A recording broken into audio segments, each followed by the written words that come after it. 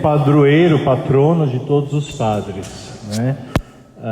No centenário da morte dele, em 1959, salvo engano, o Papa João XXIII declarou São João Maria Vianney como padroeiro dos párocos. E em 2009, mais recente, né, o Papa Bento XVI estendeu esse patronado, né, de padroeiro dos párocos para padroeiro de todos os padres, né? Então, nesse dia 4, nós celebramos o dia do padre, porque celebramos o dia de São João Maria Vianney. E quem foi São João Maria Vianney, né, esse santo pelo qual nós celebramos na data dele esse dia do sacerdote? João Maria Vianney foi um sacerdote francês que nasceu ali na região de Lyon, num período bastante conturbado na França. Ele nasce ali naquele contexto da Revolução Francesa, e que por vezes, quando a gente estuda na escola, a gente acaba passando ali pela Revolução Francesa simplesmente como se fosse um movimento de igualdade, de liberdade, de fraternidade. E não foi bem isso, não foi nada tão simples assim, sobretudo para nós católicos.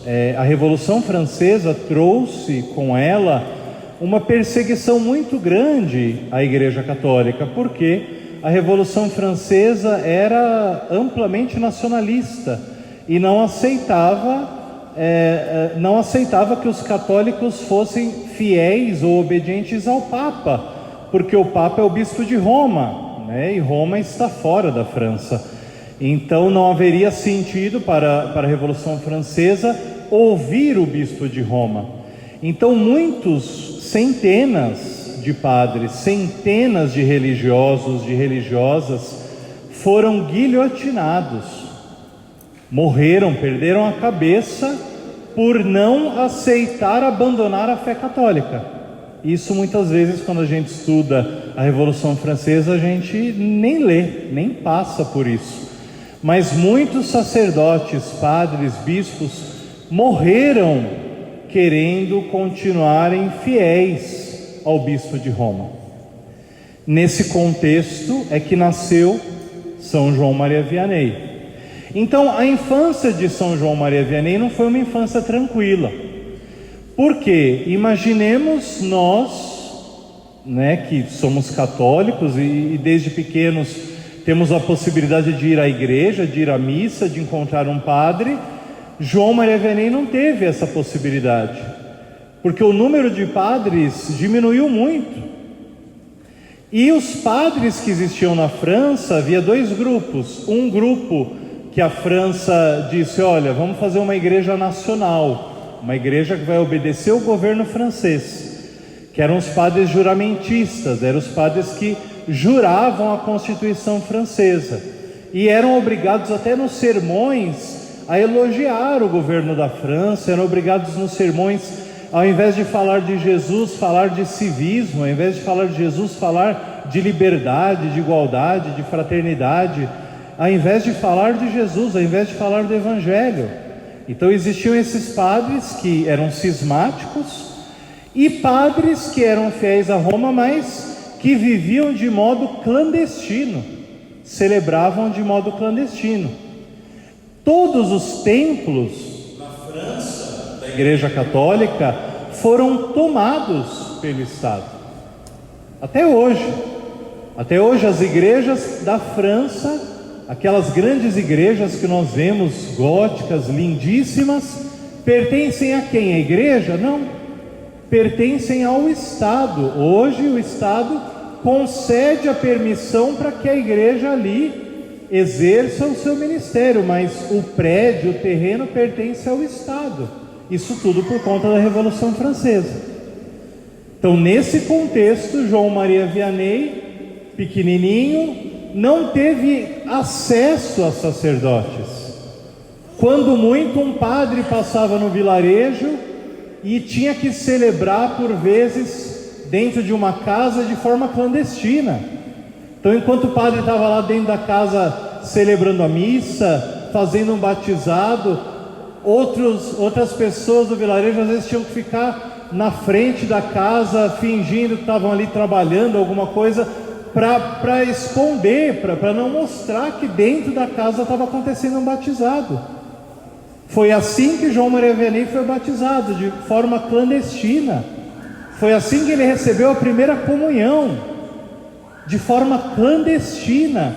Porque se algum soldado francês pegasse aquela família ali fazendo uma primeira comunhão com um padre que não era do Estado, o padre teria pena capital, seria morto, a família corria esse risco também. Estamos falando isso final do século XVIII, começo do século XIX. Um país berço do cristianismo ali, a França, a primeira filha da igreja, não permitindo que a igreja existisse. E no campo da educação, a igreja era responsável pela educação, não só a educação cristã, mas muitas vezes também a educação formal, a pedagogia, né? E uma vez a igreja sendo proibida de atuar, também muitas pessoas deixaram de ter formação. Esse foi o caso de João Maria Vianney. Ele aprendeu o básico ali da sua família, dentro de casa, aprendeu o básico da leitura, de ler algumas orações, de ler alguns devocionais, mas interpretar um texto, fazer grandes leituras, isso ele não aprendeu.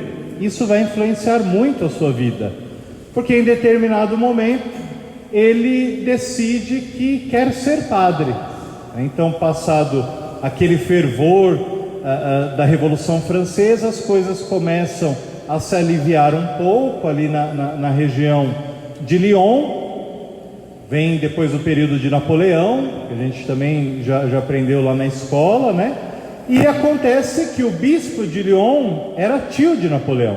Então, Napoleão falou: não, tio, eu vou pegar leve com a diocese de Lyon, né? O senhor é meu tio. E ali começam as coisas a caminhar aos poucos. Então, os seminários voltam a existir. E São João Maria Vianney decide: olha, eu quero ser padre. Só que a família, uma família de agricultores muito pobres, tinha-se que pagar o seminário, né? Não era algo gratuito. A família não tem condições. O pai fala: não, João, você vai continuar trabalhando comigo, eu não tenho condições que você vire padre. E o que João Maria Vianney faz? Ele aceita, ele obedece o pai. Ele obedece o pai, continua trabalhando com o pai ali na agricultura. E muito é exemplo do que, quando nós vemos o Evangelho, né? Jesus perdido no templo, quando é encontrado por Maria e por José, o Evangelho vai dizer que Jesus em tudo era obediente aos seus pais. E João Maria Vianney também. Apesar de ser algo ali contrário à sua vontade, ele fala: não, se é vontade do meu pai que eu não entre para o seminário, eu assim vou obedecer, e não entrou para o seminário. Mas depois de uns anos, o pai dele percebeu aquela vida espiritual, aquela vida de oração que João Maria tinha, né? João Maria Vianney era muito devoto de Nossa Senhora. Sempre quando ele não estava dentro de casa, iam procurar ele, ele estava em algum lugar rezando o rosário a Nossa Senhora. E aí o pai percebe e fala: não, a gente precisa se esforçar aqui, e manda ele para o seminário. Só como eu disse, João Maria tinha uma formação muito simples, e o seminário da época, os textos básicos da filosofia, da teologia, eram todos em latim. Malemar, João Maria Vianney entendia o francês, imagina o latim. E ele então começa a ter muita dificuldade no seminário. Alguns até, quando lembram de São João Maria Vianney, falam assim: era um padrezinho burrinho. E não é essa a realidade. Ele era um padre, ele depois ficou padre, né? Mas como seminarista e depois padre, ele era muito esforçado, né? Nosso arcebispo de São Paulo, Dom Odilo, eu lembro sempre, nas festas de São João Maria Vianney, ele recordava isso, que lá em Ars, né, onde ele morreu, ainda estão os livros dele, os cadernos onde ele escrevia suas homilias, e sempre os livros eram bem marcados. Ele se esforçava muito, buscava muito estudar, buscar referências, mas a formação dele, por ser muito simples, ele acabou reprovando em muitas provas e foi expulso do seminário. Ele foi expulso, teve que voltar para casa. Depois um pároco acolheu ele, um padre muito santo, confiando na vocação dele, acolheu ele e falou: não, João, você vai estudar aqui comigo, eu vou te ajudar. Ele teve muita dificuldade, chegou até a fazer peregrinações, andando quilômetros a pé para ver se Deus o ajudava a aprender o latim, porque ele tinha muita dificuldade com o latim. E no fim, esse padre intercede por ele e ele consegue finalmente a ordenação, consegue ser ordenado padre. Só que naquela simplicidade toda dele, né, o bispo, os padres pensam: o que a gente vai fazer com um homem tão simples, com um camponês, né? Olhavam para ele mesmo, o padre, e pensavam: ele é um camponês, né? Não tem a cultura, a erudição de um padre, né? E fala assim: vamos mandar ele para Ars. Ars era um povoado minúsculo, ali da região próximo de Lyon, que tinha na época 230 habitantes. 230 habitantes. Se a gente pensar só aqui na Dionísio, eu acho que por domingo vem muito mais do que isso de paroquianos, né? E ele é mandado para lá. O bispo pensa: bom, vamos mandar para ele um lugar onde ele faça o menor estrago possível, né? Já que um padre tão simples, vamos mandar ele para Ars, só tem 230 pessoas. E ainda o bispo avisa ele, fala: olha, João Maria, Padre João, o senhor vai para uma paróquia, na época ainda não era paróquia, né? Era uma capela. O senhor vai para uma capela que é fria de Deus, onde as pessoas não querem saber de Deus. Isso tudo também fruto da Revolução Francesa. Para termos ideia, a Revolução Francesa chegou a mudar o calendário da semana, do mês.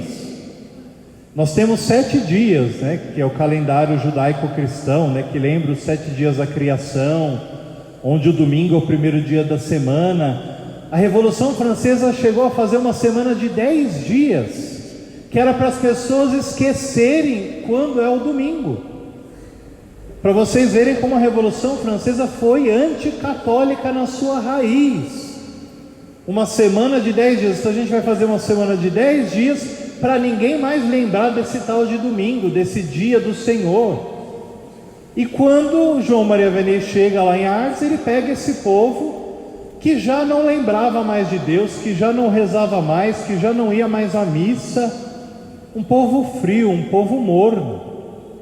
E quando ele está chegando em Ars, uma cena muito bonita, ele perdido ali no caminho, ele encontra um menino, e ele fala para o menino: menino, onde que fica Ars? Onde que fica esse vilarejo? E o menino fala: padre, Ars fica ali, aponta para ele, mostra como chegar em Ars. E ele fala: olha, porque você me mostrou o caminho de Ars, eu vou te mostrar o caminho do céu. Até hoje, na entrada de Ars, tem um monumento muito bonito, né, de São João Maria com esse menininho e São João Maria apontando para o céu. Você me mostrou o caminho de Ars, e eu vou te mostrar o caminho do céu. E quando ele entra na igreja, imaginem, se às vezes na nossa igreja, que tem um monte de fiel, que tem um monte de colaborador, que tem um monte de pastoral, às vezes a gente olha e fala: ih, nasceu uma goteira aqui, ih, precisa retocar a pintura aqui, ih, precisa comprar vela nova, que a vela já está meio capenga. Às vezes acontece isso conosco. Imagina uma igreja que não tem fiel. Ele chega na igreja, a igreja quase caindo, e ele fala uma coisa muito profética: essa igreja vai ficar pequena para Ars. Quem estava ali junto dele fala: imagina, padre, essa igreja já está grande para Ars. Nem precisava de uma igreja tão grande para uma igreja que não vai ninguém. É uma profecia que ele faz, né? E como era a vida de São João Maria Vianney? São João Maria Vianney era um homem de muita penitência. Era um homem muito ascético. As penitências dele eram gigantescas. a ponto de dormir muitas vezes no chão, porque ele falava: eu não sou digno de dormir num colchão. Eu não posso dormir num colchão se o meu Senhor, né, repousa numa cruz, né? Quer dizer, eu não posso ter essas alegrias dessa vida mundana, sendo que o povo não vai à igreja. Eu preciso me mortificar pelo meu povo. Já que o povo não se mortifica, já que o povo não reza, eu tenho que rezar pelo povo. E ele tem uma vida de muita ascese, de muita penitência. Tanto quando a gente pega as imagens de São João Maria Vianney, o rosto dele é bem sequinho, assim, né? Aparece os ossos assim do rosto bem sequinho mesmo, quase um rosto de monjaro, hoje em dia, mas um rosto assim de um homem muito penitente, né? E essas penitências que ele fazia, mas não contava para ninguém, né? Só aqueles muito próximos dele sabia que ele fazia essas penitências. A refeição de São João muitas vezes era comer uma batata, 2 no dia. Às vezes ele comia 2 batatas e ia se confessar porque achava que ele estava comendo demais. Ele cozinhava ali às vezes algumas batatas para a semana inteira e só comia aquilo, e a batata ainda fria já. São João, nessa vida de penitência e de muita oração, por vezes passava horas diante do Santíssimo Sacramento. E uma vez perguntado: Padre João, o que o senhor fica fazendo diante do Santíssimo Sacramento tanto tempo? O que o senhor fica rezando? E ele uma vez respondeu: eu fico olhando para ele, falando de Jesus, né? Eu fico olhando para ele, ele olha para mim, eu olho para ele de novo, ele olha para mim. Quer dizer, por vezes a nossa oração não precisa ter palavras tão bonitas. Às vezes é simplesmente se colocar ali de joelho diante de Nosso Senhor, olhar para Ele e deixar-se olhar. Por vezes a gente quer falar bonito, a gente quer ter orações poderosas, e às vezes a oração que vai chegar no coração de Deus é esse olhar simples e piedoso, de contemplar, de reconhecer: ali está meu Deus e aqui estou eu, pobre, servo, pecador. E o cura d'Ars, né? A gente chama ele de cura d'Ars porque cura, né? Cura é uma expressão, significa cuidador, significa aquele que cuida, né? Então, como Ars não era uma paróquia, era uma capela, né? Ele era o cuidador dessa capela, né? Depois, mais para frente, vai ser elevada a região como paróquia de Ars, né? Aliás, uma curiosidade, né? Às vezes a gente, quando pensa em paróquia, a gente imagina um templo, né? Paróquia é um território. É isso, uma curiosidade, talvez nem todos saibam. Aqui dentro nós não estamos numa paróquia, especificamente a igreja. A igreja, ela é aqui a matriz da paróquia, ela é uma matriz paroquial, é uma igreja. A paróquia é o território. Então, quando eu vou aqui à rua, eu estou na paróquia Nossa Senhora de Fátima. Quando você estiver lá na sua casa, se sua casa está dentro da fronteira dessa paróquia, você está na sua casa na paróquia. A paróquia é o território. Então as capelas, a matriz, estão no território paroquial. A paróquia é um território, não é igreja física, né? E o pároco, portanto, ele é o cura das almas, o responsável das almas da paróquia, não só daquelas que vêm dentro da matriz ou das capelas, de toda a paróquia. Aqueles católicos que não vêm à missa, o pároco também é responsável pela alma deles. Os senhores já pensaram nisso? Essa responsabilidade? São João pensava. E por vezes São João chegou a tentar até fugir de Ars, a fugir dessa função de cura, porque embora o povo começasse a frequentar cada vez mais a igreja, ele observava que muitos ainda não frequentavam, e ele ficava desesperado, com medo de ser julgado pelas almas que se perdiam, que eram responsabilidade dele. Por vezes ele queria ir para um mosteiro trapista, para fugir da paróquia, para não ser mais o cura, porque ele dizia que é muita responsabilidade você ter que cuidar das almas. Olha o peso que um pároco carrega, o peso que um padre carrega nas costas. Ser responsável, ser cura de almas, cuidador de almas. E São João Maria Vianney era um exímio cuidador de almas, sempre preocupado e zeloso com essas almas. Era um homem que vivia a pobreza. Era um homem que certa vez, quando ele ainda era vigário de uma outra paróquia antes de Ars, o padre falou para ele: João Maria, vai lá na casa da fulana, que ela tem umas doações aqui para trazer para a igreja. E ele foi, e quando ele voltou, o padre falou: mas cadê as doações que você foi buscar? Ele foi buscar as doações e no caminho ele foi dando aos pobres as doações, e chegou na igreja só com a batina e as calças embaixo da batina, sem as calças, que até as calças da roupa dele ele deu para um morador de rua, porque ele falou: mas não é justo, se eu tenho a batina e o morador não tem as calças, eu tinha que dar minhas calças para o morador de rua. Quer dizer, um homem completamente pobre. Ele dizia que ele tinha que ser o paroquiano, né? A pessoa da paróquia mais pobre da paróquia. Então, se alguém era pobre, ele, como padre, tinha que ser mais pobre do que qualquer outra pessoa. Por isso que ele só se alimentava de batatas, vivia com uma batina surrada, um sapato furado. Mas quando era sobre a missa, sobre o altar, aí é diferente. Apesar de, como eu disse, de ser muito pobre, muito simples para as coisas dele, quando era para cuidar das coisas da igreja, ele queria o melhor do melhor. Então, quando ele ia, por exemplo, comprar um paramento, e alguém falava: olha, padre, esse paramento é bonito. Ele falava: é bonito, mas não é tão bonito assim, a gente precisa de algo muito melhor. Por quê? Porque não é para o padre, é para Deus. Para Deus o melhor, sempre. Para Deus o melhor, sempre.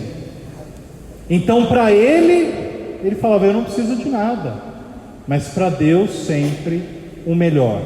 Um modelo de santidade magnífico. Ele chegava a ficar 18 horas sentado num confessionário. 18 horas. Imagina a coluna desse homem, né? Sentado assim, né? Ouvindo confissão 18 horas.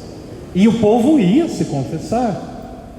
Porque ele vivia numa época, como eu disse, muitos católicos eram mornos na fé, e os poucos católicos que eram vivos na fé pendiam para o outro lado, caíam numa heresia chamada jansenismo. O jansenismo era uma heresia em que se acreditava que por meu próprio esforço eu posso chegar à santidade. Então, qualquer coisinha, as pessoas jansenistas tinham medo de se aproximar do sagrado. Os jansenistas não comungavam nunca, porque para eles tudo era pecado, o tempo todo era pecado, e nunca eu estou pronto para comungar. Então, às vezes, São João ia celebrar uma missa e ninguém da igreja comungava, porque todo mundo... E ele, para resolver isso, então, se o problema é esse, vamos atender confissão, vamos resolver esse problema. E ele atendia as confissões 18 horas. E diante disso, o que aconteceu? Outros padres da diocese ali de Lyon, com inveja ali da igreja de Ars crescendo, fizeram abaixo-assinado contra João Maria Vianney, dizendo: não, esse homem não está bom da cabeça, já é um homem fraco do estudo, e fizeram abaixo-assinado. E quando chega no bispo abaixo-assinado, dizendo: olha, ele é um homem inculto, é um homem rude, um camponês, é um homem despreparado, e o bispo vai ler o que cada padre colocou lá, né? Ele olha lá e vê o próprio João Maria Vianney achou essa carta circulando e escreveu: eu sou mesmo, eu sou inculto, eu sou um homem pecador, eu sou um homem, concordando com tudo que os outros padres falavam. Quer dizer, ao invés de se revoltar, não, eu aceito, eu sou isso mesmo, e se o Senhor quiser me tirar, me tira, eu sou mesmo incapaz. Quer dizer, um homem obediente, simples, humilde e dedicado a Deus. Diante disso, não faltava mais nada, né? Diante disso, o diabo, vendo aquele homem santo, começa a perturbar aquele homem de uma forma terrível. Então, por vezes, ele estava lá na casa paroquial, né, na casa canônica, e as vidraças quebravam do nada, sozinhas, e ele começou a ficar preocupado, né? Poderia ser um ladrão, alguma coisa. E ele começa a chamar alguns paroquianos para às vezes ficar ali na casa paroquial com ele, para observar, né? E os paroquianos vão lá, né, com as armas, lá, com espingarda, para ver, não, se for um ladrão, padre, a gente vai cuidar aqui. E depois os paroquianos, quando veem as coisas, né, quebrando, voando sozinhas, falam: padre, Deus me livre, a gente não vai ficar aqui não, a gente vai embora, isso aqui não é ladrão não, isso aqui é o diabo. E aí o padre João Maria Vianney fala assim: se é o diabo, então tá bom, graças a Deus, do diabo eu não tenho medo, achava que era um ladrão. E aí ele aceita essa perturbação do demônio, até certa feita ele falar, né, que ele e o diabo eram companheiros na casa, né? Quer dizer,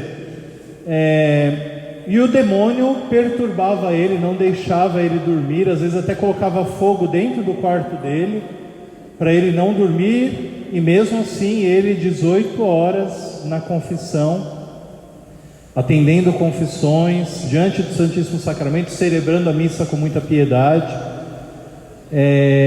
e o diabo ali perturbando ele. Tem até uma anedota que não sabemos se é real ou não, né?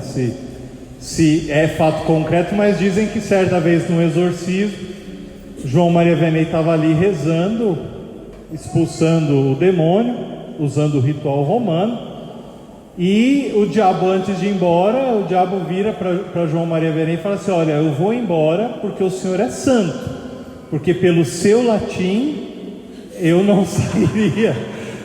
Então é uma anedota que se conta, não sabemos se é verdade ou não, mas que destaca, né, que apesar de ser um homem que não tinha assim uma cultura tão grande por conta disso que eu falei para os senhores, né, mas era um homem que esbanjava santidade. E que quando o diabo não perturba, é porque a pessoa já está perdida. Se o diabo não perturbar a sua vida, se o diabo não te tentar, é porque você já está perdido, é porque Deus já desistiu de você, né? Brincadeiras à parte, né? Deus não desiste de ninguém. Mas ele dizia isso, né? Se você, meu irmão, porque às vezes as pessoas vão procurar ele e falam assim: ai, padre, eu não aguento mais essa tentação. Ele fala: mas se você não tem mais tentação, é porque Deus já desistiu de você, né? É bom sermos tentados, é sinal que há chance da gente chegar no céu. Porque o maior evento do diabo, né, a forma natural do diabo agir é a tentação. O ordinário, né, do diabo é a tentação. O extraordinário é a possessão, etc. Mas isso é extraordinário. Onde que o diabo faz mais estrago na nossa vida? Na tentação. Porque o pecado é a pior coisa que pode acontecer para a nossa alma. E São João Maria Vianney, quando fazia homilias e falava sobre o pecado, ele chorava. Todas as vezes que ele falava do pecado, ele chorava. E quando perguntava: mas padre, por que o senhor chora quando o senhor fala sobre o pecado? Ele falava: porque vocês não choram. Nós deveríamos chorar quando pensamos no pecado. Porque não há nada pior do que a condenação da alma. Não há nada pior. Então, às vezes a gente pensa: nossa, João Maria Vianney apanhava do diabo e não ligava, e dizia que a pior coisa é a condenação da alma. E apesar dessa vida toda de santidade, ainda ficava preocupado se no final da vida talvez Deus não o julgaria, porque algumas almas de Ars se negavam a aceitar a Deus. Um homem muito santo. E por isso, por tudo isso, por suas virtudes, é que a igreja declarou patrono dos párocos, exemplo de zelo de uma paróquia. São João 23 tem um documento chamado Sacerdote Nostre Primordia, onde ele escreve, no centenário da morte de São João Maria Vianney. São João Maria Vianney morreu no dia 4 de agosto, hoje 4 de agosto, dia da morte de São João Maria Vianney. Escreveu esse documento, o Sacerdote Nostre Primordia, para os padres, para os párocos, para dizer: olha, João Maria Vianney deveria ser um sinal, um sinônimo de como deveria ser um pároco. E São João 23 fala que São João Maria Vianney era um homem muito rude consigo mesmo, mas muito bondoso com os outros. Quer dizer, com ele se mortificava, judiava muito de sua carne, mas com os outros ele era muito caridoso, ele era muito bondoso, muito acolhedor. É bem verdade que as confissões que ele atendia, hoje em dia talvez muita gente talvez ia reclamar da penitência que ele colocava. Às vezes as pessoas iam confessar e ele não dava absolvição, porque ele tinha ciência de almas, então ele via a alma das pessoas, ele sabia se as pessoas estavam de fato arrependidas ou não. E às vezes a pessoa ia lá se confessar e, dependendo do pecado, ele falava: você volta outro dia que você não está arrependido não. E alguns pecados ele tratava com muita seriedade. Em Ars, se alguém ia num baile, nossa, agora vocês imaginem como devia ser um baile em Ars no século XVIII, no século XIX, nada comparado com o baile hoje de São Paulo, Mas tem até um caso de uma moça, que o São João Maria demorou 6 anos para absolver ela, porque não via arrependimento dela de ter ido a um baile. Porque ela ia se confessar de ter ido ao baile, e ele falou: você não está arrependida do que você fez nesse baile. Ele sabia, ele conhecia a alma das pessoas. Uma vez um paroquiano dele falou: olha, eu não aguento mais, eu vou procurar outro padre para confessar. E ele falou assim, e São João Maria Vianney falou assim: bom, se você encontrar um outro padre disposto a ir para o inferno com você, tudo bem, vai. Então, porque ele sabia, ele conhecia as almas das pessoas, ele sabia que a pessoa não estava arrependida, queria só ali as palavras da absolvição, mas não queria ser absolvido. Um homem que para nós deveria ser um exemplo de mortificação e de santificação. Deveríamos rezar e ter devoção a São João Maria Vianney. E os milagres ele já fazia em vida, e quando as pessoas iam lá, ele dizia que não fui eu que fiz. Ele era muito devoto de Santa Filomena. Ele dizia: foi Santa Filomena quem fez os milagres, não fui eu. Um homem sempre humilde, em que tudo era a graça de Deus. Ele até dizia que quando nós vemos os santos, nós não deveríamos olhar os santos, as pessoas dos santos, mas sim quem fez os santos pessoas santas. Quer dizer, é a graça de Deus que age nos santos. E era um sacerdote que amava o sacerdócio. Ele dizia que se nós pudéssemos ver o que é o sacerdote, se nós tivéssemos um olhar ontológico, quer dizer, se nós pudéssemos ver ontologicamente o que é o padre, nós morreríamos de amor. Se nós pudéssemos ver o padre, nós morreríamos de amor. Ele dizia que o sacerdote é o amor do coração de Jesus.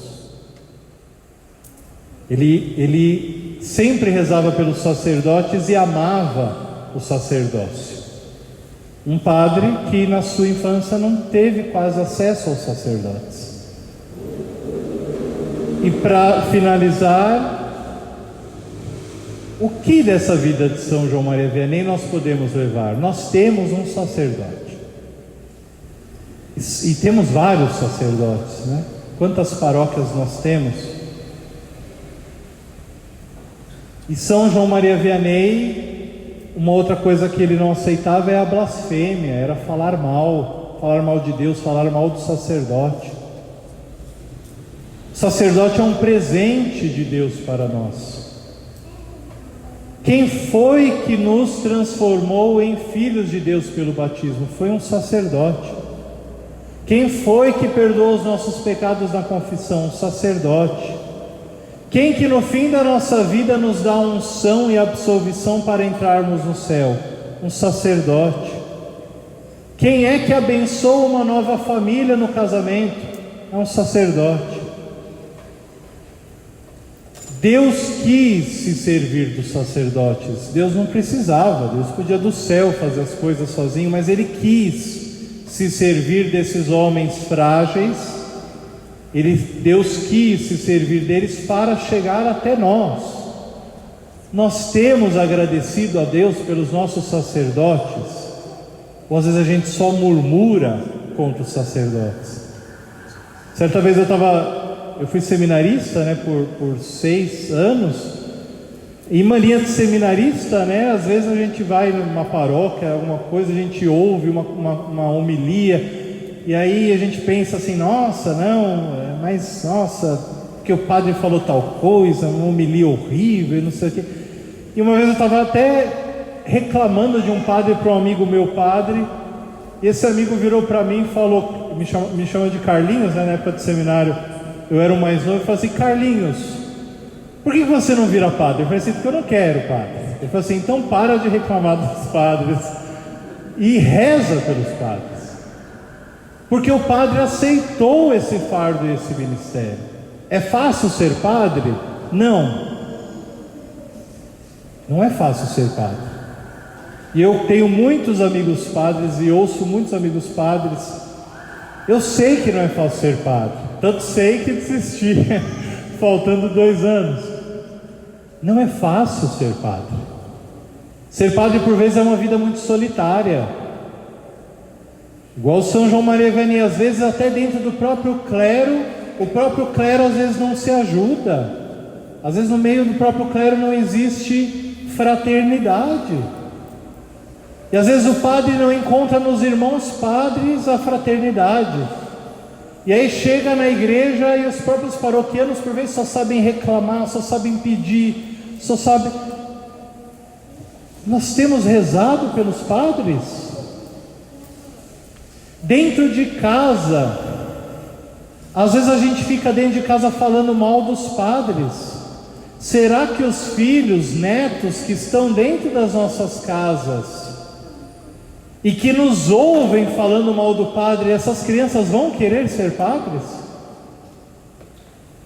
Você chega lá e fala, porque o padre isso, porque o padre aquilo, porque o bispo aquilo, porque não sei o que, e a criança está ali ouvindo, absorvendo aquilo. Será que essa criança vai querer ser padre?